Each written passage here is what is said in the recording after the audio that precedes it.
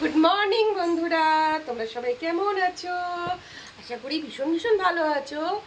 তো চলো আমি আজকে কি দেখাই তোমাদের। কি আর দেখাবো, সকালবেলায় উঠেছি 10টার সময় ঘুম থেকে।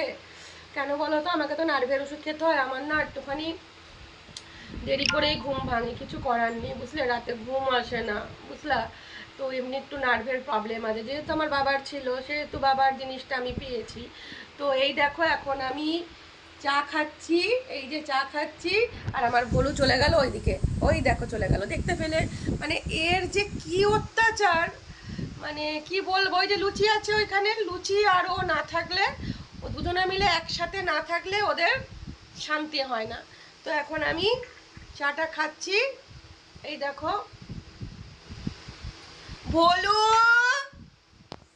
এ ভোলু,